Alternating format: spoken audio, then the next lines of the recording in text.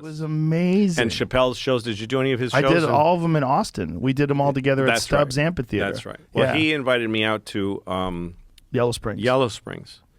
And besides being in his world, which is wild, Chappelle land, being able to do shows there in this cornfield, and other comedians are just, last time I saw Bob Saget, I got to see him one more time. And we were all together again, and, it was really something. It was great. Yeah, there was something special. The shows that we did in Stubbs, like Dave called me up and he said, "Hey, let's do comedy." And it's like, let's just test everybody. It'll cost a lot of money and take a lot of time, but it'll be a lot of fun. And we did it, and they were some of the most magical moments ever, because while we were there, we're like, oh, I can't believe we're doing this. This is really happening. Yes. I really didn't think it would happen, at least for a very long time. And there I am with Dave and Michelle Wolf, and we're talking jokes. Yeah. And Dave would just host the shows and just be really like a comedy club host, like talking to the crowd and just doing silly bits. I loved watching him. And then we'd all go to his crazy barn and just everybody would dance, and it was nuts. It was crazy. No, he's doing it right. Yeah. He's an unusual person in the greatest sense ever. There's one moment of Chappelle that tells me like who he is deep inside. He's a public guy and he's had a varied and complex life, but this is who he is to me. I was after one of the shows in Yellow Spring, he has like this, a big, like his own little nightclub with a DJ station and a bar, and everybody went there afterwards. And they're playing really loud music. It's mostly black people. And me and Noam, who owns the Comedy Cellar, were sort of standing. We were the two wallflowers kind of just watching, And these guys, they're in a mob just dancing to all kinds of music. Nirvana at one point, old hip-hop, new, weird Alanis Morissette, just anything. Yeah.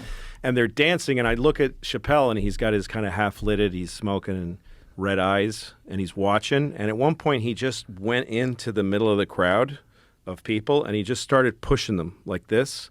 And he made a circle. He just gently shoved people, and he made them clear a circle. And then there's a lot of kids around, and there was this little black girl with this little skinny girl, and he just took her by the hand and put her in the middle of the circle, and then he backed off, and then she started dancing and everyone went wild and just watched her do this. He saw this. I watched him decide this. I'm going to make this space. I'm going to put this little black girl in it. And then he just backed off, and he just sort of was pleased at what he created. It was an unbelievable moment. He's the guy who taught me to listen to music before you go on stage. He has a playlist that he plays, and he would always bring these big JBL boom boxes with him everywhere. And I started bringing one on the road with me, too, because it sets a tone for, like, the green room. But when we were doing these shows at Stubbs, he was listening to this one Nina Simone track, and he would listen to it over and over. What was it? Do you know what the song was? I wish I could remember, but we were blasted. Yeah. We were out of our minds. We were so stoned and so drunk.